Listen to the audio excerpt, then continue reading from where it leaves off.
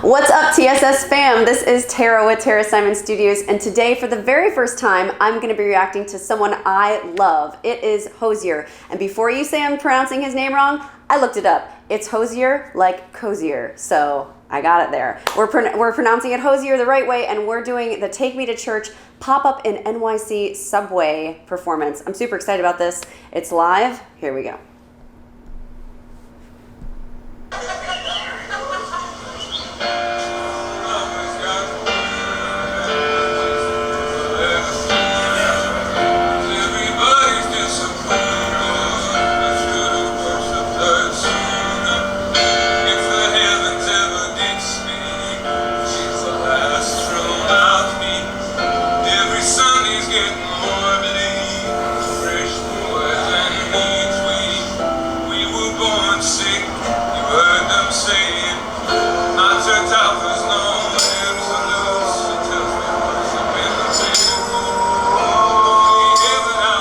Oh my gosh.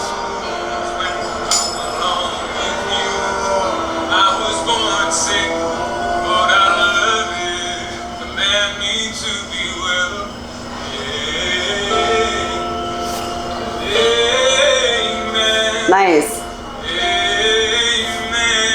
Man.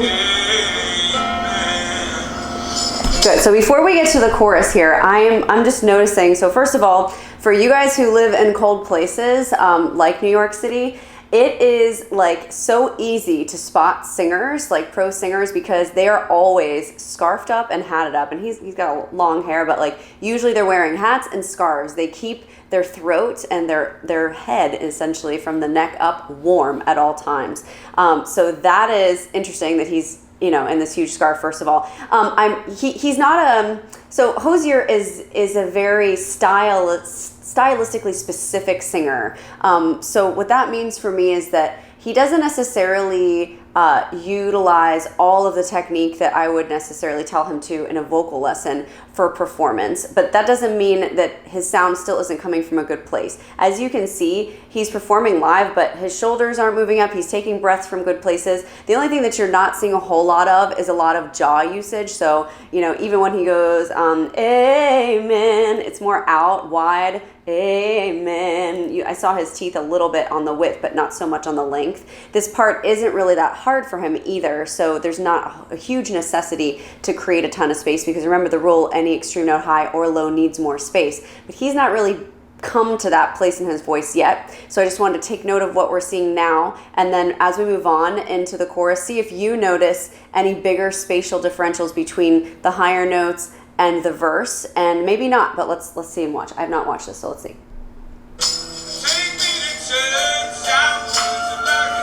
Yeah, more length. Yes. Yes.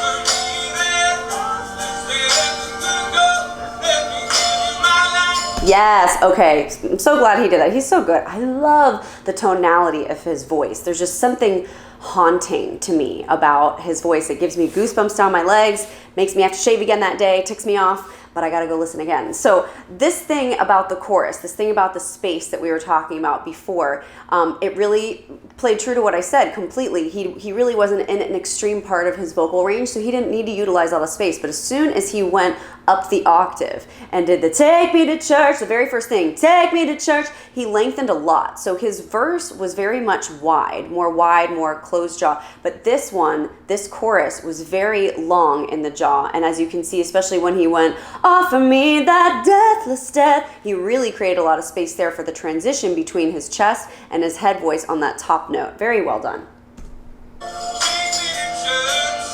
Ah, yeah.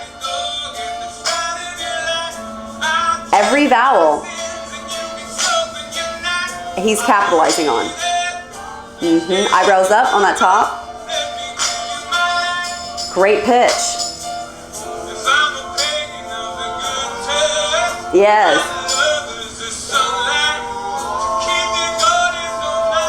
Yes, beautiful resonation.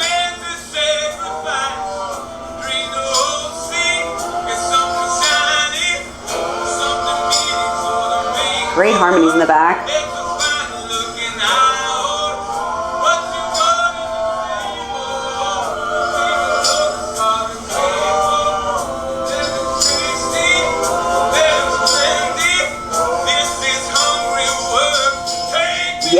vocal growl. Oh, gonna have to shave my leg. Dang it.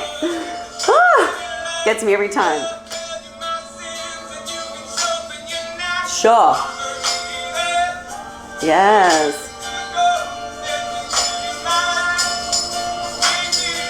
I loved that growl he did on that last chorus. That was great.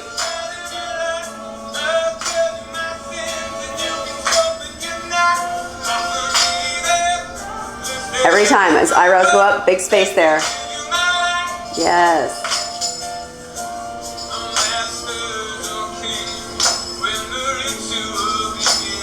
Begins. Nice brightness there.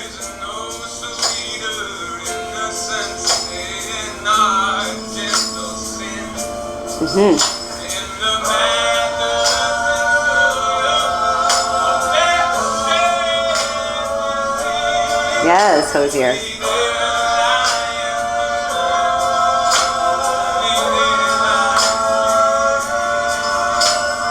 Just a little note and a thought here. He's got, so I'm hearing tambourine, keys, and at least 4, if not 5 voices in 3-part harmony in the background, just kind of passively listening. And he's still, I mean, the sound's not great, right? It's from someone's phone, I'm sure, but he is still projecting over them. I mean, it's very, very few times has he been drowned out by the background singers and the instruments, which is great. It's a great testimony to his support and his projection. So the lower notes, like that, I think that note may be a little bit, imbalanced, whereas, the background singers are a little more easily heard there, but that's so minor, and this is live in a friggin' subway after all, right? So I just want you to take note that you don't necessarily need amplification or mixing or microphone, all that fancy stuff that we use on stage. Like, this is grassroots performance right here, and he is still able to emote, to sing on pitch. He's doing slight variations of the melodic line because it's a live performance. Why not? Doesn't have to be exact to the record. And he's not being drowned out by everything that's going on, including foot traffic that's walking by. I mean, it's a subway. It's amazing that a train hasn't come in by now. I mean, I used to live in New York City. Maybe it's late at night where the trains don't run as much, but I mean, trains are like all the time there. So depending on what train you're going on. But yeah, I'm impressed by that. Like, I'm able to hear his words, hear his voice, even though it's like such an amateur recording. It's kind of cool. It shows his talent a lot.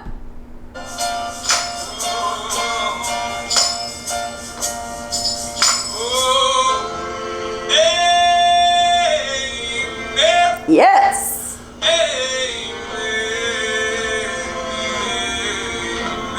Beautifully done.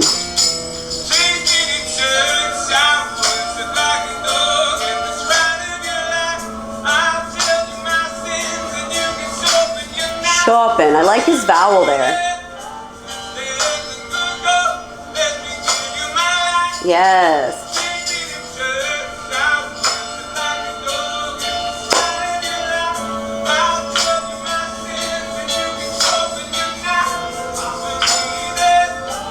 Little growl there on the offer.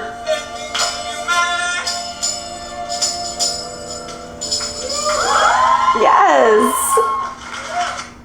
How cool. I mean, can you freaking imagine being in New York and getting on a subway? Maybe you're coming home from a hard day's work and you're waiting for your train, and Hozier just decides to sing Take Me to Church as you're waiting there, standing there like, what kind of luck does that person have, and why does it never happen to moi? What the heck?